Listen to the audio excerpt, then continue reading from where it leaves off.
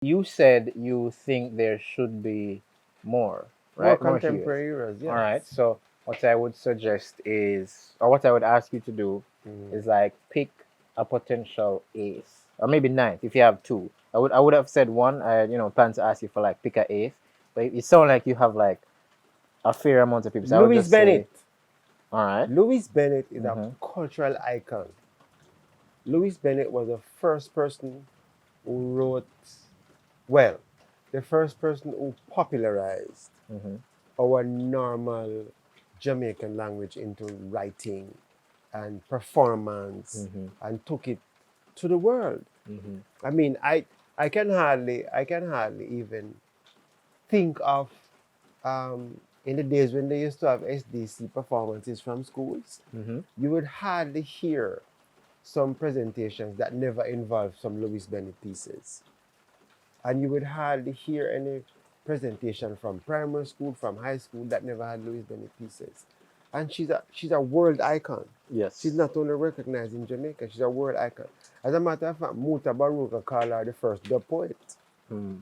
And he performed with her. Oh. Yeah, man, Muta performed with Miss Okay. Lou. I didn't And know he that. said, this is Jamaica's first dub poet because other than, before her was Claude McKay, who actually wrote in Jamaican language. Mm-hmm. But she is the one who went on stage and performed it And perform. Yeah, yeah. and could easily just switch from Jamaican language to English, Mm-hmm. which surprised everyone. So, Miss Lou, Okay. and then Bob Marley have to be there. Yeah. That Bob Marley have to be there. I would recently be my heard, pick. I don't know if you heard this speech by Mia Motley recently to the United Nations. And she referenced Bob Marley's Get Up, Stand Up in the words of Bob Marley. Today, as we speak, Bob Marley is still outselling many of our contemporary Oh yeah, yeah. recording Every artists. time, every Every time year. the reggae artists Every year, puts out something and they show the charts or whatever, you would see Bob Marley in the top three easily. And it's not even like he's well, he has passed, no, but there's nothing new music or anything coming out. But he's still, people are still streaming his music. His because music the is still issues being that he downloaded. addresses. When they were tearing down the Berlin Wall, Mm. Bob Marley music was used. When Zimbabwe was liberated, Bob Marley music was used. As a matter of fact, he had a song dedicated to the freedom of Zimbabwe. Not in rap it in Zimbabwe. Africans are liberate Zimbabwe. And then in a concert in Zimbabwe, the freedom fighters came into the stadium. And when he was performing, they began to fire shots in the air. So, of course, some of the band members and the backup singers left stage.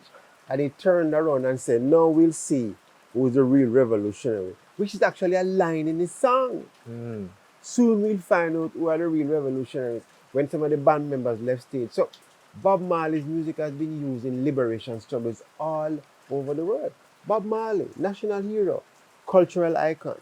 Mm-hmm. National hero, cultural icon. Because I suppose maybe we don't reach the stage where we want to accept and recognize contribution of people who are not politicians and who are not freedom fighters in terms of armed conflict, but Bob Marley. Okay, so the two people now you would bring up to national hero status along with the current seven is one Louise Bennett, and two Bob Marley. Yeah, man. Okay. Cultural icon. That's what I call it. I agree with that 100%. man. I unfortunately, and I apologize Don't to apologize. the cultural people, I wasn't thinking of Louise Bennett when I